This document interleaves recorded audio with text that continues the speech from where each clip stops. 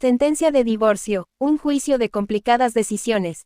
En el árido escenario de un tribunal, dos vidas con historias entrelazadas se entremezclan en el proceso de un doloroso divorcio. En medio de argumentos legales y reclamaciones emocionales, la sala se convierte en un crisol de decisiones que deben abordar la complejidad de una relación que se desmorona. La búsqueda de equidad y justicia se despliega ante el juez, quien enfrenta la tarea de desentrañar una trama de sacrificios, elecciones y expectativas incumplidas.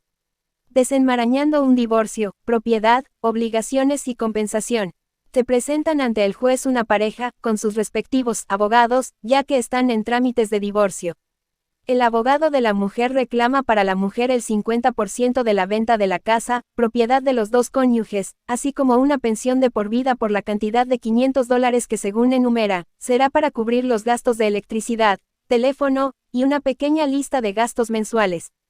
El abogado del hombre protesta, alegando que el hombre no tiene ninguna obligación hacia su mujer toda vez que ya los hijos son mayores de edad, y están casados y que ella bien puede ir a trabajar y mantenerse por sí misma y que ella nunca contribuyó a la manutención de la casa, ni aportó ningún dinero para la compra de la misma. El juez escucha a ambas partes y se queda indeciso por un momento leyendo los documentos. De pronto, se escucha a la mujer llorando y el juez le dice: ¿Qué le pasa, señora? Señor juez, yo creo que es cierto. Así que voy a aceptar la sentencia de divorcio sin ninguna obligación de parte de mi marido hacia mi persona. Después de todo, yo bien pudiera ser una mujer profesional e independiente. El juez le pregunta: ¿y por qué usted no se convirtió en una mujer profesional e independiente? ¿Hay alguna razón que se lo me pidiera? Realmente, señor juez, no había ninguna, fueron decisiones tomadas por mí voluntariamente. ¿Me pudiera ser más explícita y enumerarme las razones esas que alega? Bueno, cuando me casé, yo acababa de graduarme de la secundaria.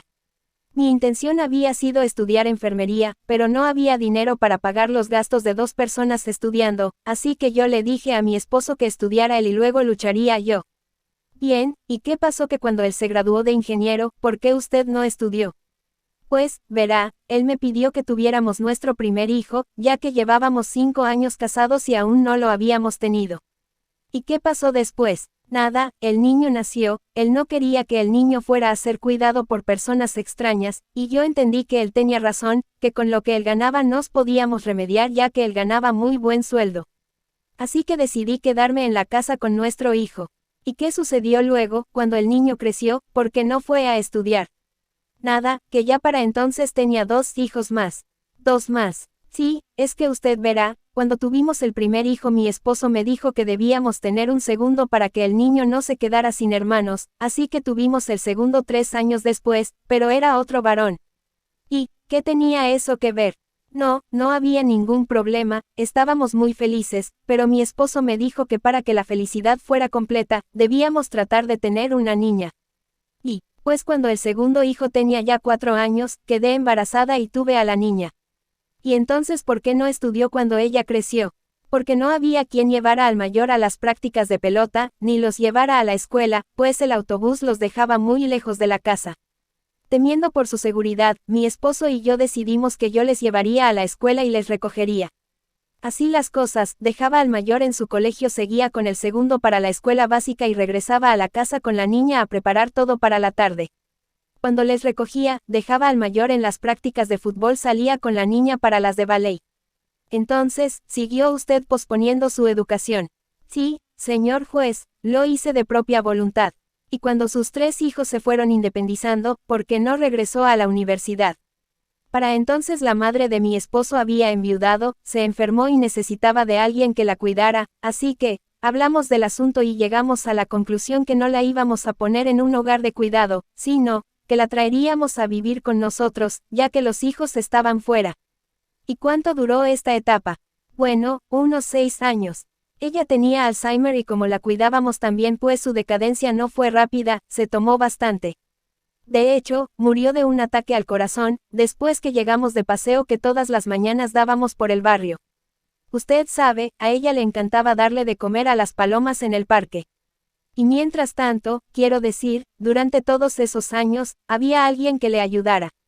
¿Ayudarme? ¿A qué? Pues a limpiar la casa, cocinar, quiero decir, las labores normales de un hogar. No, realmente, mi esposo ganaba muy buen sueldo, pero figúrese, eran 3 hijos que criar, educar, el costo de la vida cada vez subía más, yo trataba de ahorrar, pero...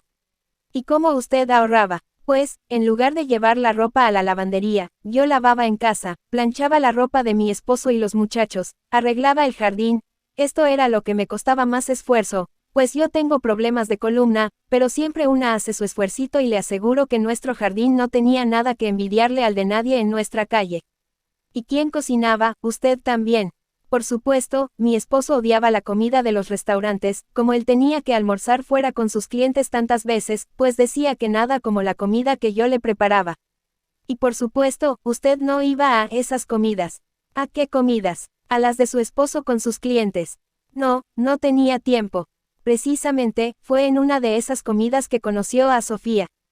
Sofía. ¿Quién es Sofía? Su novia, la joven con quien se va a casar cuando terminemos el divorcio. ¿Y cómo como usted sabe que se va a casar con ella? Porque me encontré con ellos en casa de unos amigos comunes el día que estaban dando la noticia de su compromiso. El juez se quedó mirando a la mujer y al ex esposo. Se levantó, cogió las carpetas con todos los papeles y se retiró. Todos se quedaron mirándose unos a otros, alguno encogió los hombros y se sentaron a esperar que regresara. Al poco rato el juez regresó. Se sentó y se ajustó las gafas. Entonces, cerró las carpetas, los puso a un lado y dijo: Señora, yo he revisado cuidadosamente estas demandas. Y he llegado a las siguientes conclusiones. Primero, el divorcio se le adjudica con fecha efectiva a partir de hoy. 2. Su esposo, no, tiene que pasarle una pensión. Al oír estas 2 decisiones, el abogado y el marido se miraron con inteligente regocijo. Pero el juez prosiguió. Tercero, usted se queda de dueña absoluta de su casa, el Mercedes-Benz propiedad de su ex esposo, la cuenta de ahorros, la de cheques, las cuales pondrá a su nombre inmediatamente y de las cuales él no puede tocar un centavo o lo tendrá que devolver, así como la declaro beneficiaria absoluta de sus seguros de vida, de sus planes de retiro, así como es obligación de su esposo seguir pagando por su seguro médico hasta que usted muera. Mi decisión se basa en que sumando los sueldos que como manejadora, cocinera, chofer, servicios de lavandería y de jardinería, enfermera, etc., usted prestó a su esposo, incluyendo hijos y suegra. Esta decisión será apenas una retribución parcial de salarios retenidos por los 26 años de servicios ininterrumpidos que usted ha prestado. Como hay que ser objetivos, sabemos que su esposo no podría cumplir con esta deuda, de ahí que pague lo que, si bien no es suficiente, será relativamente justo. En adición, él pagará por sus gastos de educación, transportación y libros si usted decide regresar a la universidad a estudiar la carrera que usted escoja. El candelabro, iluminando mentes.